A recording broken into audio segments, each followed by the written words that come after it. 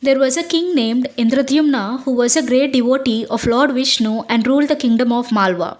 He sincerely prayed every day to see and worship Lord Vishnu in his most divine form. One night, Lord Vishnu appeared in the king's dream.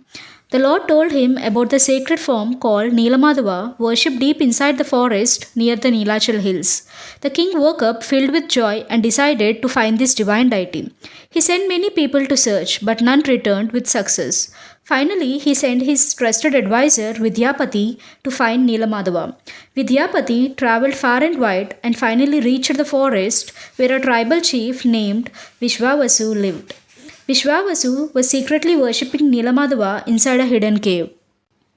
Vidyapati stayed with him for some time and slowly gained his trust. He even married Vishwavasu's daughter Lalita, who saw his true devotion. On Lalita's request, Vishwavasu agreed to take Vidyapati to the cave temple, but only if he was blindfolded. Vidyapati agreed. Vishwavasu blindfolded him and led him through the forest to the hidden cave. There, Vidyapati had darshan of Nilamadava, a beautiful shining deity of Lord Vishnu. Unnoticed, Vidyapati dropped mustard seeds on the path. He planned to use the sprouting plants later to find the way back. He raced back to tell King Indradyumna everything. The king immediately left for Nilachal to see the Lord himself. By the time they reached the cave, Nilamadava has disappeared. The king was heartbroken and prayed with tears. That night, the Lord appeared in his dream. He said, "Don't grieve. I will appear on the seashore in the form of a divine wooden log. It will bear the symbols of Shankha, Chakra, Gada, Padma, and that is me." The king, along with his followers, went to the seashore and waited with devotion. A huge wooden log, Darubrahma, floated to the shore exactly as described, marked with the sacred symbols. Despite all the efforts, no one could lift the log. The king was puzzled.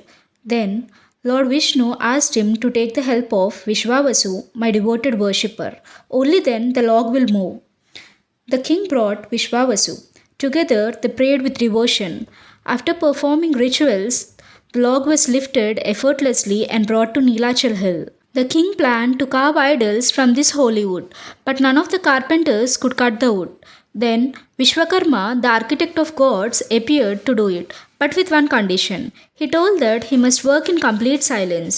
"Do not open the door until I am finished." The king agreed, and Vishwakarma started work inside a locked room. Days passed and not a sound came within.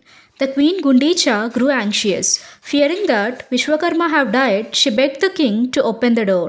Finally, the king opened the door and Vishwakarma has vanished. The idols were incomplete, with no hands or feet, yet full of divine energy. A celestial voice said that these are my true forms. I wanted to be worshipped in this unique way. Thus appeared the divine form of Lord Jagannath with his brother Balabhadra and his sister Subhadra. King Indradyumna built a magnificent temple at Nilachal and installed the idols with grand ceremonies. Even today, these sacred forms are worshipped for centuries in the holy temple of Puri as Jagannath Swami